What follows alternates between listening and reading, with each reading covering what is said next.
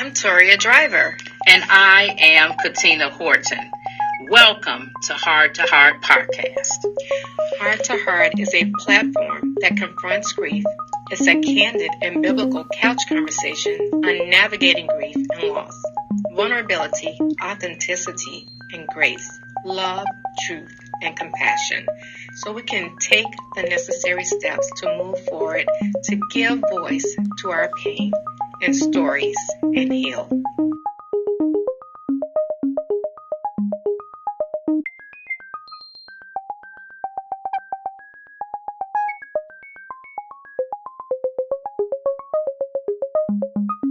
It's hard to grieve what hasn't happened yet because a lot of times as Christians, people will tell you, other Christians, other believers will say that we should just be happy because that person is going to be with Jesus.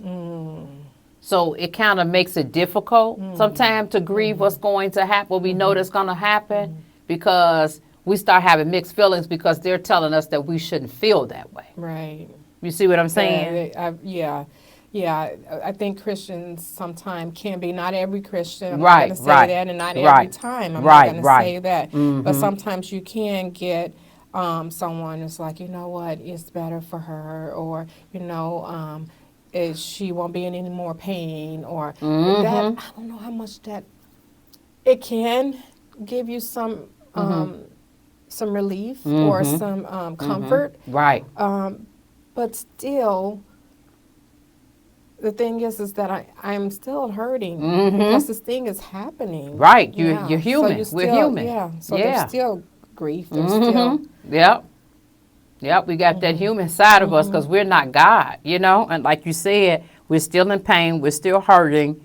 And, I've even had, like recently I had a conversation with somebody, they said, oh, you're a pessimist. And I said, no. I said, if you ask anybody about me, they would not say I'm a pessimist. I said, however, what I'm telling you is just, I'm letting you know what may or may not happen. This could happen, right? And that's the best case scenario. But what I'm also doing is preparing you for the worst case scenario, because then I don't want you to be like, oh, I can't believe that, because I didn't warn you that this could happen, right?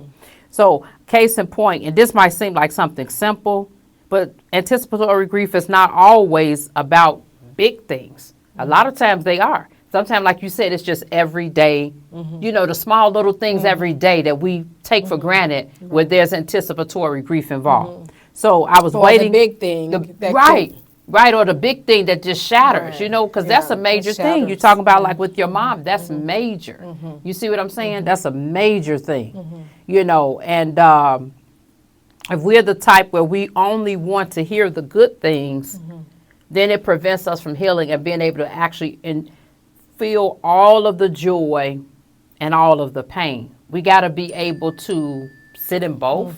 Right. You see what I'm saying? Yeah. Because otherwise, if we can't sit in the duality of both of them, then it presents a problem. So this is a simple situation, but I'm going to give you an example. So when I was working at the grocery store, I was waiting on a customer, and she had quite a bit of coupons, plus she wanted to use her special coupon that was like, it was either $5 or $10 off. I don't remember which one she had, because depending on how much you spend determined whether it was going to be $5 or $10 off, if that makes sense. Yes. But she had a lot of other manufactured coupons.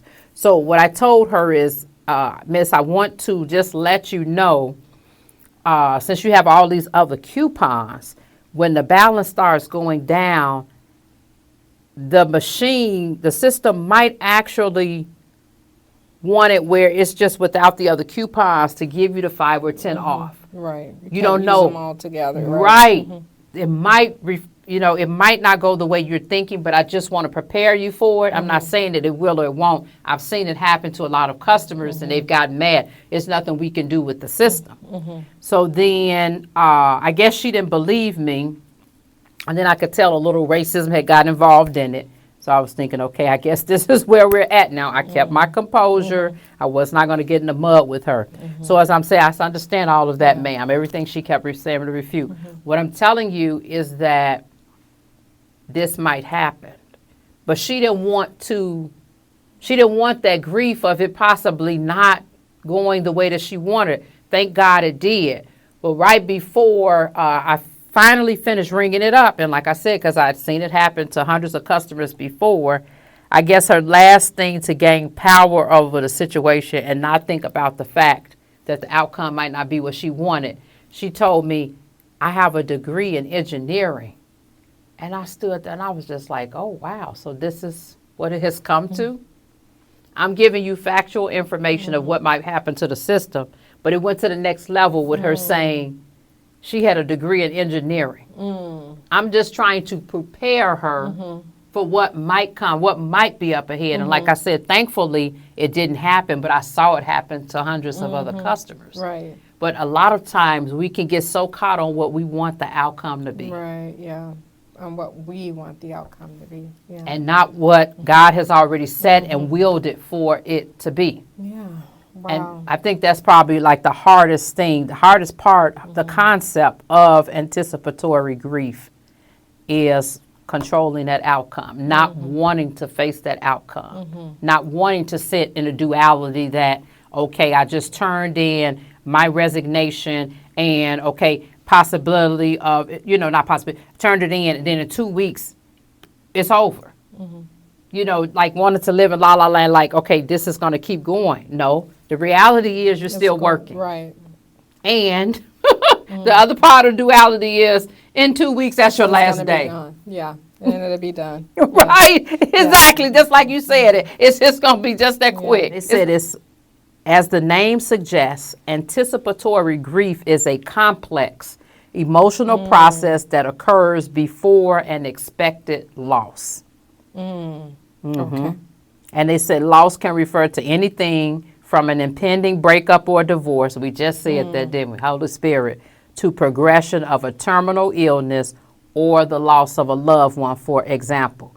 Anticipatory grief is also an extremely individualized emotional process, says Jennifer Dragonet, psychiatrist. People often believe they're grieving wrong or grieving too long.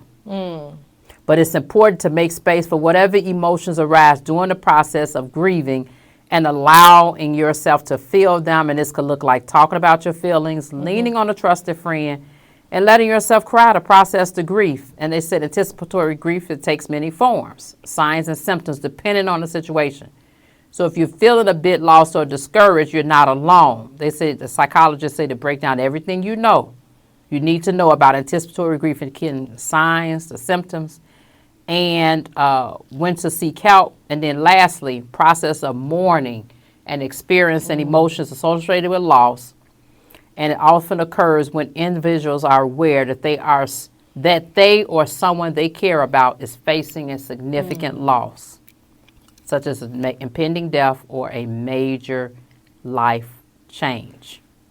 And it just goes on further to talk about what we just said with the example I gave that they do on TV a lot and for real life when somebody has terminal illness. It can last for weeks, months, or even years before that actual loss occurs.